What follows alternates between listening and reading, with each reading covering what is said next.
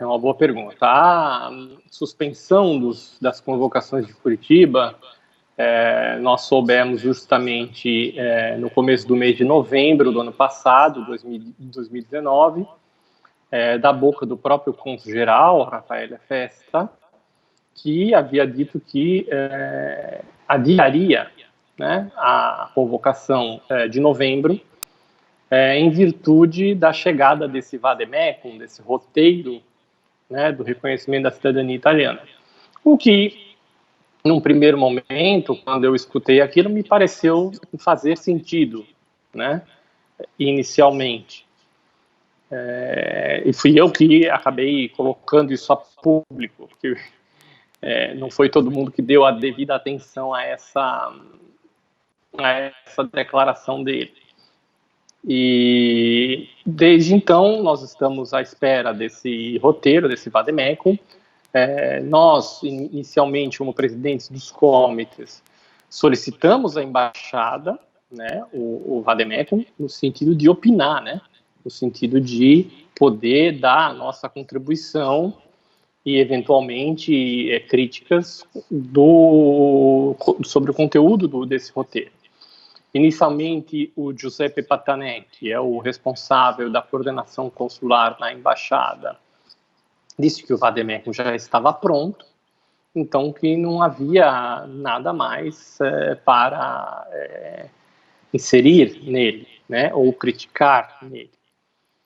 O que me pareceu não muito adequado, tendo em vista que nós seríamos os representantes da comunidade, mas não seria incoerente com a visão que a rede consular tem dos comitês, que os comitês não deveriam se meter em matéria de reconhecimento da cidadania, coisas que já foram explicitamente, ideias, né, que já foram assim explicitamente externadas, por exemplo, pelo cônsul-geral de Porto Alegre, que se nega a tratar com o comitês qualquer coisa relacionada à cidadania, porque ele diz que os comitês só tratam de cidadãos italianos, e quem está na fila não é italiano, o que é uma subversão da própria ideia da lei de cidadania italiana. Mas,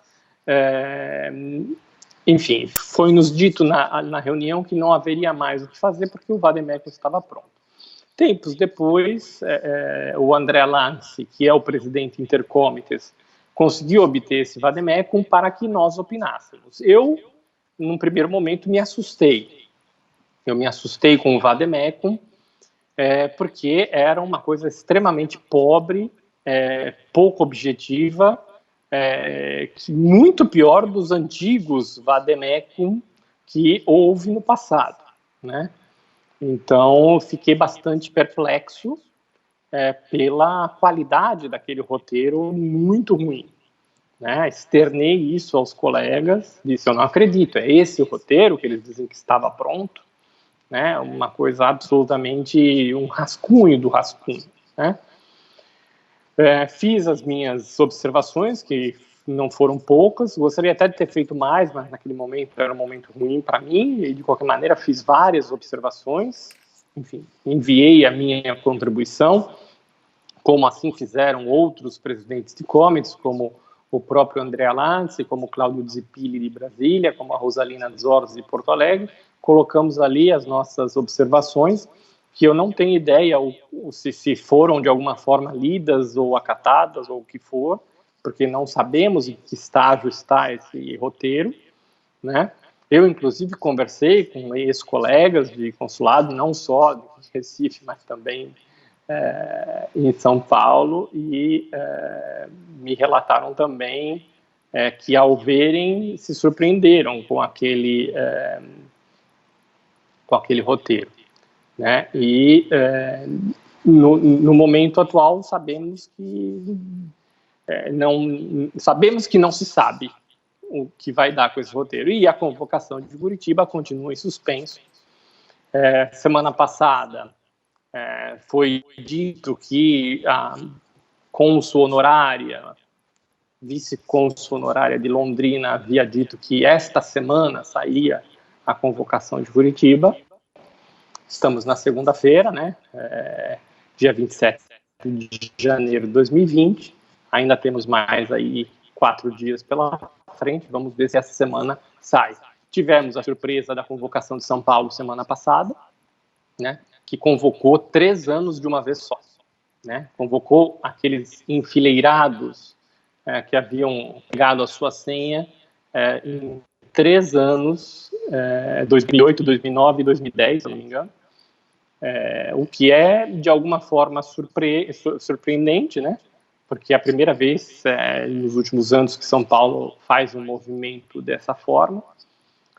Um espaço relativamente exíguo, pequeno, de tempo de apresentação dos documentos, e vai pegar muita gente de calça curta, obviamente, não há a menor dúvida, né? Mas eu acho positivo, né? De alguma forma é positivo. Ottavoni, e dentro desse quadro todo, como é que fica a posição do consulado de Curitiba? O cônsul Festa aqui, que rapidamente suspendeu a lista.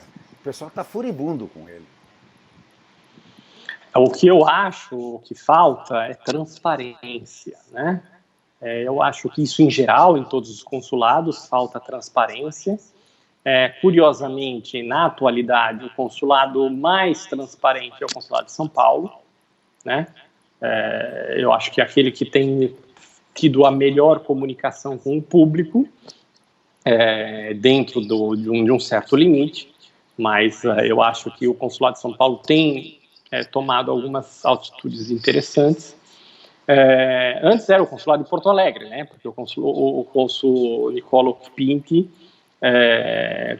com o qual eu já tive até alguns entreveros online, mas, obviamente, sempre é louvável e necessário lembrar que a posição e as atitudes que ele tomava, né, de transparência, de contato, que eu acho extremamente positivas. E o cônsul atual de Porto Alegre mudou completamente essa rotina, né? O consulado caiu de novo numa total falta de transparência lá sobre números, sobre procedimentos e etc. E Curitiba, o cônsul Rafael Festa, nós já conhecemos, é uma pessoa que odeia a transparência, odeia o escrutínio público. Em geral, eles não gostam, os cônsules não gostam, né? Eu imagino se eles tivessem cargos públicos na Itália, o que a imprensa italiana faria, né? Trituraria todos eles, porque o serviço público precisa de transparência. Infelizmente, os cônsules em geral não são acostumados com a transparência com o público. Pelo menos aqui, por exemplo, eu vejo da minha experiência, o cônsul é muito transparente comigo, com o Comites, né? O que eu já acho que já é bastante, é uma coisa muito positiva, né? Óbvio que aqui no Nordeste a ideia da comunidade italiana é bem diferente, né? Então não dá nem para fazer um comparativo. Mas, de qualquer maneira, eu tenho completa transparência com relação à cidadania e outros procedimentos do consulado, o que não acontece em Curitiba, nem mesmo com o Comites, né? Então, eu sei que o novo presidente do Comites de Curitiba, o meu colega, inclusive, de movimento, o Luiz Molossi, esteve com o cônsul, levou alguns pleitos, obteve algumas respostas, e, aliás, valeria a pena até uma entrevista com o Molossi para atualizar como é que anda esse quadro. O Molossi, obviamente, tem um perfil bastante diferente do meu, ele é muito mais conciliador, muito mais contemporizador nessa questão, e eu respeito, né, cada um tem o seu estilo. A minha opinião sobre o cônsul Rafael Festa é essa: ele odeia a transparência, odeia a comunicação, odeia o contato com a comunidade, sobretudo nesse ponto relativo ao reconhecimento da cidadania, né? E o fato é esse, o fato é que as pessoas têm que ter empatia, os cônsules têm que ter empatia com as pessoas que estão na fila, porque essas pessoas estão esperando, essas pessoas têm projetos de vida, né? A prescindere, como se diz em italiano, né? Independentemente do fato de achar que a cidadania é correta, não é correta, se tem que reconhecer, se não tem que reconhecer, se a pessoa vai para a Disney, se ela não vai para a Disney, a prescindere de todas essas situações, o cônsul tem que ter ideia de que ele mexe com a vida de milhares de pessoas. Então, um adiamento desse, sem nenhuma comunicação clara, sem nenhuma perspectiva de resolução, não é uma coisa decente do ponto de vista administrativo e muito menos humano de se fazer. Porque eu não consigo entender como alguém chega e dorme, põe a cabecinha no travesseiro e dorme sabendo disso. Eu acho que realmente falta empatia, falta se colocar no lugar do outro e entender os anseios das pessoas, né? Mas você veja, durante a reunião, nós falamos sobre as experiências relacionadas à emissão de passaporte nas outras circunscrições e de boas experiências que estão ocorrendo em São Paulo, por exemplo. O cônsul Festa se demonstrou absolutamente despreocupado e com zero intenção de mudar o que ele já está fazendo, por exemplo, na emissão de passaporte, em que existe uma vergonhosa fila de espera de 1 ano, e isso se consegue o agendamento, porque o agendamento também não é fácil, né? E por que tem uma fila de 1 ano? Porque esses agendamentos não são controlados, né? Tem muita gente que nem a cidadania reconhecida tem, que está agendada, enquanto pessoas que efetivamente vão precisar não conseguem agendar. E que é um outro absurdo que o cônsul Festa inventou é que ato de ascenso, que é um ato dovuto que tem que ser feito à vista, ele fala para as pessoas, o consulado determina que as pessoas têm que entrar no agendamento do passaporte. Então você imagina, eu perco o meu passaporte, estou na Europa, estou na Itália, perco o meu passaporte, tá certo? Aí eu preciso fazer um novo passaporte para viajar, para onde eu quiser. Eu sou um cidadão livre. Se eu vou para Disney, se eu vou para o Marrocos, se eu vou para a Sibéria, não importa, isso o consulado não tem que se meter no fato de para onde a pessoa vai, o que ela vai fazer. Eu sou cidadão italiano e meu direito fundamental é ter um passaporte para eu ter o meu direito de movimento, de ir e vir. Então eu perco o meu passaporte, imagina que eu morasse na circunscrição do consulado de Curitiba, eu perco o meu passaporte, minha mulher precisa fazer um ato de ascenso para que eu obtenha um novo passaporte, porque eu tenho uma filha menor. Aí o que o consulado diz para minha mulher? Olha, tenta o agendamento aí, quem sabe em outubro ou novembro você consegue uma vaga. Vocês dão conta do absurdo que é isso? Uhum. O ato de ascenso é um ato notarile, é uma ficha que você preenche e assina. Isso não pode jamais ser tratado como um passaporte. E mesmo o agendamento do passaporte é absolutamente ilegal. A lei de passaporte de 1967 diz claramente que, no pior dos casos, são 30 dias para emissão do passaporte. Quanto mais, ou 10, 12 meses. Ou seja, é um escárnio uma coisa dessa. Isso sem contar nas ilegalidades que todos os consulados cometem, em exigências para fazer o passaporte que não são previstas em lei. Isso já dá um outro vídeo, né? Mas o fato é que em Curitiba, com a convocação da cidadania, com a questão, o cônsul geral não demonstra absolutamente nenhuma intenção de mudar, de melhorar absolutamente nada.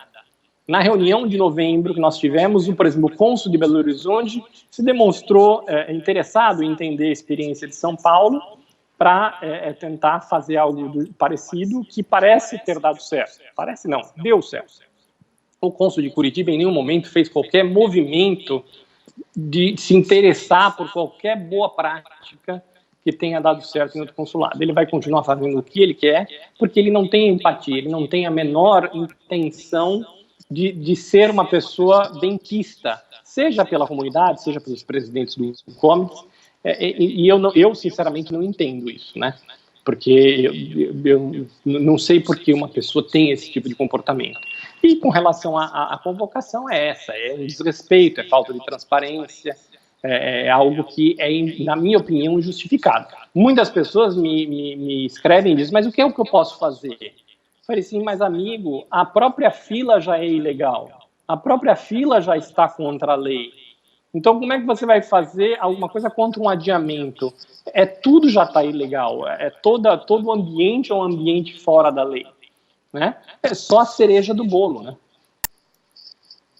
Lamentavelmente. Lamentavelmente. E o que eu fico pasmo, na minha opinião, por que não existe transparência? Por que não existe uma satisfação para as pessoas? Não precisa ser uma entrevista para a Insieme, mas faça um vídeo na internet, se não é ele um subordinado, faça um comunicado oficial, dê alguma satisfação às pessoas. Ou seja, por que esse medo de aproximação com as pessoas? Eu sinceramente, não consigo entender em todas as esferas. Mas é o que temos para o momento. Bom, de qualquer forma, então, o Vademecum existe, então. O fato é que não foi publicado. Sim, ele existe. Nós, não me lembro exatamente a data, no começo de dezembro, acredito que foi ali meados de dezembro, nós recebemos uma cópia desse Vademecum. Sobre isso eu estava dizendo, fiquei perplexo, porque eu acho que um roteiro poderia ser bastante completo, bastante claro, incisivo em certos pontos, trazendo pontos sempre polêmicos. Obviamente não, bastante raso, superficial, pouco claro. Fizemos as nossas observações, só que obviamente eu fiz algumas observações, eu não mudei tudo. Para mim, um roteiro de reconhecimento da cidadania seria uma coisa totalmente diferente daquilo, né? Não seria aquilo de forma alguma, né? Mas fiz ali umas observações que eram possíveis, e até agora não se tem notícia desse Vademecum, se vai ou não vai ocorrer. Pode ser que ele seja publicado amanhã, como daqui a 6 meses, não temos a menor ideia, né? Esses dias aí, Tadoni, circulou a notícia de que o tal Vademecum estaria passeando em Roma. Tem algum sentido esse tipo de informação? Não? Olha, em tese, sim, em tese, teoricamente, um ufficio da Digit, né, que é a Direção-Geral dos Italianos no Exterior, teria que dar o seu beneplácito ali, seu visto para o roteiro. Pode ser que esteja lá. Não é uma informação que, por si só, parece estranha. De fato, ok. Muitas vezes, talvez lá, o problema surja de lá, né? Ou seja, eles nunca querem ser claros, sempre trazendo muitas ambiguidades, para que também a margem de manobra dos consulados seja sempre muito grande, né? E continue se praticando várias ilegalidades no reconhecimento da cidadania, as quais eu venho denunciando há muito tempo, mas já meio que perdi as esperanças, continuo em algumas vox clamantes em deserto, no sentido que eu sou um dos poucos que insisto sempre na mesma tecla, e, enfim, várias situações que são bastante tristes, como, por exemplo, para citar algumas, exigência de certidão de óbito, não é prevista em lei, absolutamente não tem nenhuma relevância em 99% dos casos. A opção pela elezione di cittadinanza, no caso dos pais não casados, porém, cuja normalmente, 95% dos casos, a mãe, os pais não eram casados e a mãe não foi declarante, mas foi citada no registro da criança desde o seu primeiro registro, né? Isso não é uma eleição de cidadania, não é uma elezione di cittadinanza, evidentemente. Bastaria somente aplicar uma sanatória ora per allora, como dizem vários especialistas em cidadania, como Renzo Calvigione, por exemplo. Porém, os consulados, todos eles optam pela interpretação mais restritiva e incorreta interpretação, que na hora que a mãe faz um reconhecimento de maternidade, né, aquela escritura pública, o vínculo de filiação se estabelece naquele momento, portanto, na maioridade do indivíduo, e aquilo passaria do artigo 1º da lei para ser o artigo 2º da Lei de Cidadania. Isso é um absurdo, isso é uma interpretação absolutamente sem sentido, porque a relação de filiação entre aquela mãe e aquele filho não se dá na maioridade. Essa relação já se deu na minoridade dessa pessoa. Faltou uma peça formal ali para a lei italiana? Reconhece-se que faltou. Mas uma sanatória, ela simplesmente sana um problema do passado, mas essa relação já existia. Não é que ela surge na vida daquela pessoa na maioridade. É diferente quando, por exemplo, uma pessoa é reconhecida pelo pai já maior de idade, ou seja, no registro de nascimento daquela pessoa, ela não tinha ninguém no registro, ninguém não, tinha só a mãe, por exemplo, no registro, e o pai vem a reconhecer essa pessoa na maioridade da pessoa. Então, o nome dele nem aparecia, de repente, ele reconhece e o nome dele passa a aparecer. Isso sim é um reconhecimento de paternidade ocorrido na maioridade. E aí sim é o artigo 2º da Lei de Cidadania, e se aplica então a elezione di cittadinanza. No caso, que é 95% dos casos, que os pais não são casados, só o pai foi ao cartório, mas a cidadania é transmitida pela mãe. Os consulados forçam a interpretação que isso é uma elezione di cittadinanza, o que acarreta em outro absurdo, que eles cobram os 300 euros do reconhecimento da cidadania e depois cobram mais 250 da elezione di cittadinanza. A pessoa tem que pagar a bagatela de 550 euros, o que é um absurdo. Quando a pessoa não tem filhos, ou os filhos são menores de idade, do ponto de vista prático, a única coisa ruim, né, nesse caso, fazendo por via consular, é o fato que tem que pagar mais 250 euros, além dos 300 que já havia pagado. Porém, quando essa pessoa tem um filho maior de idade, essa interpretação de elezione di cittadinanza faz com que o filho não tenha direito à cidadania. O que é um reflexo muito sério de uma interpretação absolutamente errônea que os consulados mantêm teimosamente sobre a cidadania, né? E na proposta desse vade-mecum consta exatamente isso? Não, na proposta do vade-mecum não consta nada, porque eles não tocam nenhum dos casos polêmicos, né? Que são a declaração de nascimento feita por terceiros, filhos de pais não casados, enfim, todos os tópicos que são polêmicos, digamos assim, eles não tocam. E não tocam, eu até entendo que não toquem. Por quê? Porque o Ministério sempre se furtou a normatizar isso. O Ministério sempre se furtou a resolver esses contenciosos relacionados à cidadania e cada um aplica, na verdade, o que bem entende, né? E isso o vade-mecum passa ao largo. Ele fala brevemente sobre retificação, consegue não explicar nada com coisa nenhuma, deixa tudo ambíguo de novo, ou seja, ninguém sabe o que erro é tolerável, o que erro não é tolerável, né? Fica sempre ao gosto do freguês. O freguês, nesse caso, é o agente consular que está fazendo aquela prática de cidadania, né?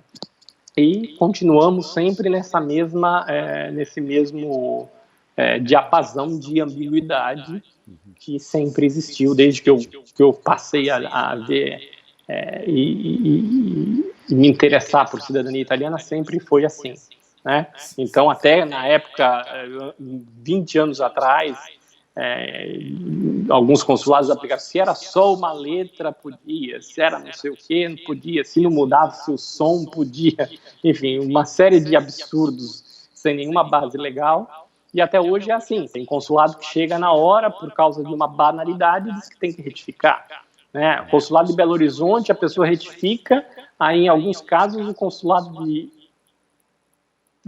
de Belo Horizonte pede até a homologação da sentença de retificação. Enfim, são coisas assim bastante complicadas de enquadrar.